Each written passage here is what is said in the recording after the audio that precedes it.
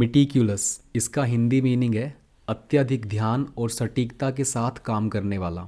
English meaning showing great attention to detail, very careful and precise. Synonyms careful, precise, thorough, detail oriented. Antonyms careless, negligent, sloppy, inaccurate. Example में इसको कैसे use किया जा सकता है? She is meticulous in preparing reports for her manager. वो बहुत ज़्यादा सटीकता पर ध्यान देती है, अत्यधिक गहराई पर ध्यान देती है जब वो अपनी रिपोर्ट्स तैयार करती है मैनेजर के लिए। Next word ameliorate, Hindi meaning सुधार करना या बेहतर बनाना। English meaning to make something bad or unsatisfactory better. Synonyms improve, enhance, better, rectify. Antonyms worsen, degrade, deteriorate, aggravate. Example में कैसे यूज़ किया जा सकता है? Efforts were made to ameliorate the living conditions of the poor. ये उठता हुआ graph आपको बता रहा है कि ये इम्प्रूवमेंट की स्थिति है, किसी चीज़ को बेहतर बना देना। Next word taciturn, Hindi meaning स्वभाव से कम बोलने वाला। English meaning reserved or uncommunicative in speech or saying little. Synonyms quiet, reserved, reticent, introverted. आपने कई बार ये इंट्रोवर्टेड के बारे में सुना होगा। ऐसे लोग होते हैं जो बहुत ज़्यादा सोशल होना पसंद नहीं करते हैं, घर घर में रहते हैं और इनको ना फ्रेंड्स वगैरह बनाना बिल्कुल पसंद नहीं है, इनको इंट्रोवर्ट बोलते हैं। और एक्सट्रोवर्ट इसका अपोजिट होता है। Antonyms talkative, chatty, communicative, outgoing. इसका उल्टा है टॉकेटिव जो ज़्यादा बात करने वाला है, चैटी, कम्युनिकेटिव, आउटगोइंग। आउटगोइंग मतलब मिलनसार। Example he remain taciturn during the meeting, contributing only a few words. Meeting के दौरान वो बहुत ही शांत रहा, सिर्फ अपने उसने कुछ ही शब्दों का इस्तेमाल किया है, सिर्फ कुछ ही शब्द बोले।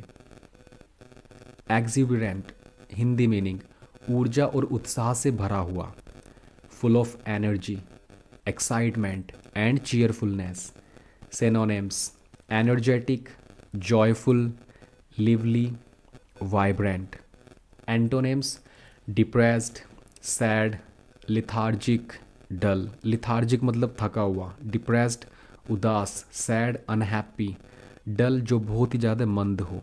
अब जैसा कि आपको पिक्चर से भी क्लियर है, एक माइंड है और उसकी बैटरी एकदम फुल चार्ज है, तो वो बहुत ज़्यादा एनर्जेटिक है, बहुत ज़्यादा उत्साही है। Example the children were exuberant after their team won the game.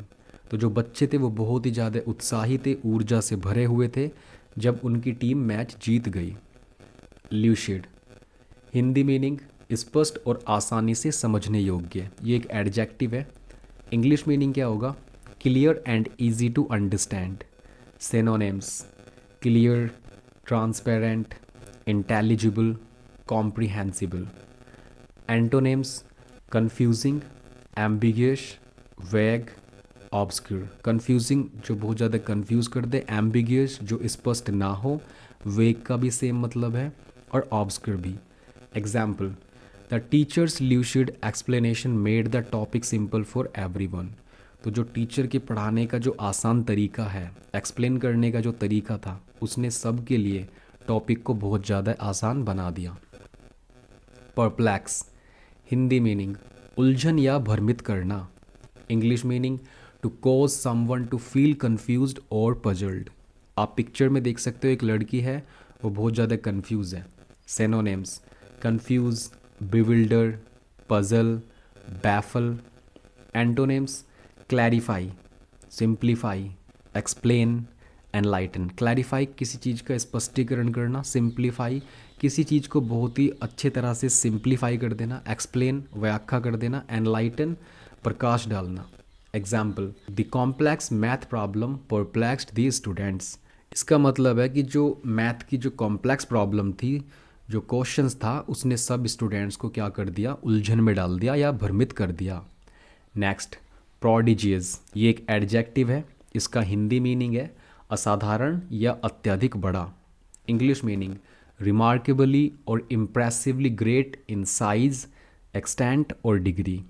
Synonyms: enormous, tremendous, immense, colossal. Antonyms: insignificant मतलब जिसका महत्व ही ना हो, स्मॉल बहुत ही छोटा, ऑर्डिनरी साधारण, टाइनी छोटा. Example: the prodigious performance of the artist left the audience speechless. तो जो असाधारण परफॉर्मेंस था आर्टिस्ट का, उसने ऑडियंस को क्या है, बहुत ज़्यादा स्पीचलेस कर दिया. एलिविएट, हिंदी मीनिंग कम करना या हल्का करना. ये एक वर्ब है. इसको सेंटेंस में कैसे इस्तेमाल करेंगे, अभी उससे पहले English meaning. To make pain और प्रॉब्लम लेस सीवियर, किसी दर्द को या फिर किसी प्रॉब्लम को बहुत ही कम कर देना या हल्का कर देना. Synonyms: reduce, ease, relieve, mitigate. Ease मतलब कि कम कर देना, रिड्यूस कम कर देना, घटा देना, रिलीव राहत देना, और मिटिगेट मतलब भी कम कर देना. एंटोनिम्स: एग्रेवेट बढ़ा देना, इंटेंसिफाई भी किसी चीज़ को इंटेंसिफाई कर देना, बढ़ा देना, एग्जैजरेट, और वर्जन, वर्जन अत्यधिक खराब कर देना, और ज़्यादा खराब कर देना. Example: the doctor prescribed medicine to alleviate her headache. तो डॉक्टर ने उसके सर के दर्द को राहत देने के लिए उसको मेडिसिन प्रिस्क्राइब्ड की, उसको मेडिसिन लिखी. जीलस, हिंदी मीनिंग है अत्यधिक उत्साही या जोशपूर्ण. इसका इंग्लिश मीनिंग होगा हैविंग और शोविंग ग्रेट एंथुजियाज्म और passion. Synonyms: passionate, fervent, ardent, dedicated. Antonyms: indifferent, apathetic, unenthusiastic, lethargic. lethargic मैंने अभी आपको बताया था, थका हुआ. unenthusiastic जिसके अंदर enthusiasm ना हो, निराश. apathetic और indifferent जिसके अंदर पैशन ही ना हो. एग्जाम्पल में कैसे यूज़ कर सकते हैं, he was zealous in his effort to complete the project on time. उसके अंदर बहुत ज़्यादा उत्साह भरा हुआ है और बहुत ज़्यादा उत्साही है अपने प्रोजेक्ट को समय पर कंप्लीट करने के लिए. एफेमरल, हिंदी मीनिंग है क्षणिक या अल्पकालिक. ये एक एडजेक्टिव है. अब जैसा कि आपको पिक्चर में भी क्लियर है, एक कार है जो कि बहुत ज़्यादा स्पीड से भागी जा रही है, और वो जो व्यू है ना बहुत ही क्षणिक है. बस आपको थोड़ी देर के लिए कार दिखती है और फिर वो गायब हो जाती है. तो इसी तरह से इसका इंग्लिश मीनिंग है lasting for very short time, एक ऐसी चीज़ जो बहुत ही कम समय के लिए चले. सिनोनिम्स: टेम्पररी, आपने टेम्पररी वर्ड तो सुना ही होगा, बहुत ही कॉमन है. शॉर्ट लिव्ड, ट्रांजिएंट और fleeting. Antonyms: permanent, eternal, enduring, lasting. Permanent भी आपने सुना होगा. इटर्नल जो लंबे समय तक चले, एंड्यूरिंग टिकाऊ, लास्टिंग बहुत लंबे समय तक चलने वाला. अब इसको एग्जाम्पल में कैसे यूज़ किया जा सकता है, the beauty of a sunset is ephemeral but breathtaking. तो जो सनसेट की ब्यूटी है, सुंदरता है, जब सूरज छिपता है, सूरज के छिपने के समय की जो सुंदरता है वो बहुत क्षणिक होती है, लेकिन वो बहुत शानदार होती है, बहुत ज़्यादा एक्साइटिंग होती है, ब्रेथ टेकिंग.